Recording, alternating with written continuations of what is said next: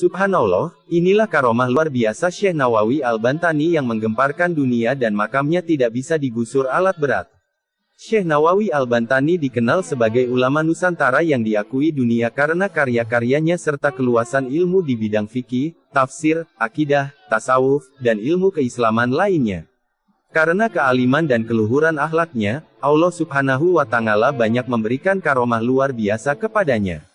Syekh Nawawi Al-Bantani lahir di Tanara Serang, Banten, pada tahun 1230 Hijriah atau 1813 Masehi.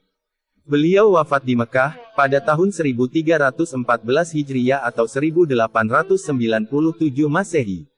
Dahulu, beliau adalah seorang ulama Indonesia yang menetap di Makkah, Arab Saudi, dan juga pernah menjadi imam besar di Masjidil Haram Makkah.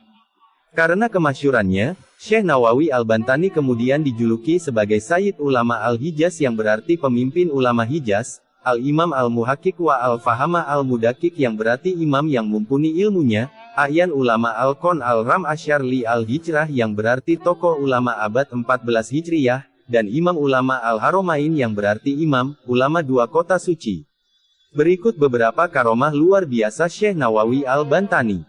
Karomah yang pertama, yaitu menjadikan telunjuknya sebagai lampu. Pada suatu waktu, Syekh Nawawi pernah mengarang kitab dengan menggunakan telunjuk beliau yang dijadikan sebagai lampu. Beliau saat itu dalam sebuah perjalanan. Karena tidak ada cahaya dalam syukduf atau rumah-rumahan, sementara aspirasi tengah kencang mengisi kepalanya. Syekh Nawawi kemudian berdoa memohon kepada Allah Ta'ala agar telunjuk kirinya dapat menjadi lampu agar dapat menerangi jari kanannya yang digunakan untuk menulis itu. Kitab yang kemudian lahir dengan nama Maraki Al-Ubudiyah Syarah Matan Bidayah Al-Hidayah itu, harus dibayar beliau dengan cacat pada jari telunjuk kirinya. Cahaya yang diberikan Allah pada jari telunjuk kiri beliau itu membawa bekas yang tidak hilang. Karomah yang kedua, yaitu melihat Ka'bah dengan telunjuknya. Karomah beliau yang lain juga diperlihatkannya di saat mengunjungi salah satu masjid di Jakarta yakni Masjid Pekojan.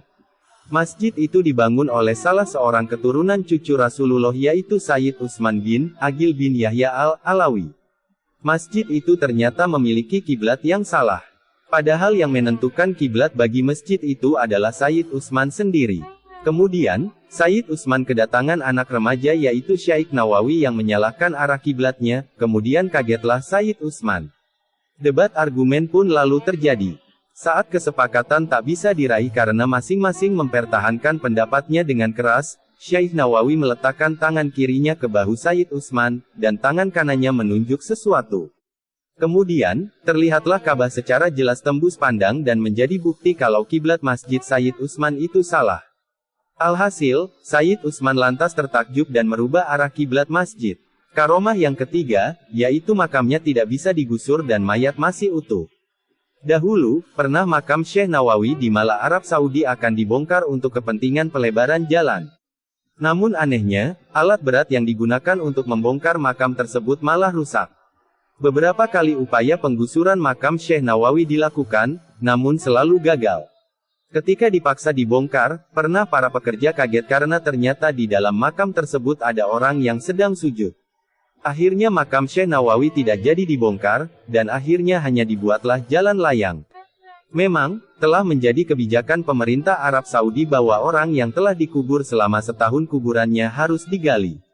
Tulang belulang si mayat kemudian diambil dan disatukan dengan tulang belulang mayat lainnya. Selanjutnya, semua tulang itu dikuburkan di tempat lain di luar kota. Lubang kubur yang dibongkar dibiarkan tetap terbuka hingga datang jenazah berikutnya terus silih berganti. Kebijakan ini dijalankan tanpa pandang bulu. Siapapun dia, mau pejabat atau orang biasa, saudagar kaya atau orang miskin, sama terkena kebijakan tersebut. Hal ini juga bertujuan untuk menghemat area pemakaman yang terbatas dan sempit. Alhasil, kebijakan ini juga menimpa makam Syekh Nawawi. Dahulu setelah kuburnya genap berusia 1 tahun, datanglah petugas dari pemerintah kota untuk menggali kuburnya. Tetapi yang terjadi adalah hal yang tak lazim.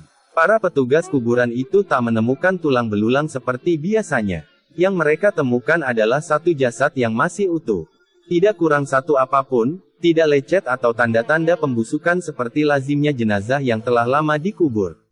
Bahkan kain putih kafan penutup jasad beliau tidak sobek, masih harum dan tidak lapuk sedikit pun. Tentu saja kejadian ini mengejutkan para petugas. Mereka lari berhamburan mendatangi atasannya dan menceritakan apa yang telah terjadi. Setelah diteliti, sang atasan kemudian menyadari bahwa makam yang digali itu bukan makam orang sembarangan. Langkah strategis lalu diambil. Pemerintah melarang membongkar makam tersebut. Jasad beliau lalu dikuburkan kembali seperti sedia kala. Hingga sekarang, makam beliau tetap berada di pemakaman Mala Mekah. Subhanallah. Karomah yang kelima, yaitu mengeluarkan buah rambutan dari tangannya. Dahulu, di kota suci Mekah Syekh Nawawi mendirikan tempat mengajar atau sekolah dengan murid yang lumayan banyak. Di suatu hari beliau menerangkan kepada para santri-santrinya. Syekh Nawawi berkata, sunnah Islam kalau berbuka puasa itu hendaknya memakan yang manis-manis terlebih dahulu. Kalau di sini terdapat buah kurma, di tempatku ada yang tidak kalah manisnya dengan kurma. Santri-santri berkata dan bertanya, betul Syekh, kalau di tempat kami kurma, lalu bagaimana dengan tempat Syekh yang tidak tumbuh buah kurma? Syekh Nawawi berkata, sebentar. Syekh Nawawi langsung menyembunyikan tangannya ke belakang tubuhnya. Santri-santri pun sangat heran apa yang dilakukan gurunya tersebut dan terdengar di telinga para santri-santri suara seperti orang yang sedang mengambil buah-buahan dari pohonnya. Kemudian, Syekh Nawawi menyuguhkan buah rambutan yang persis seperti baru diambil dari pohonnya. Santri-santri pun sangat terheran-heran dengan apa yang dilakukan oleh gurunya tersebut. Nah ini yang aku makan pertama ketika berbuka puasa di tempatku, silahkan dicicipi. Kata Syekh Nawawi sambil membagikannya kepada para santri di kelasnya mengajar. Para santri pun langsung mencicipi dan sangat menikmati kemanisan buah rambutan yang diberikan gurunya itu.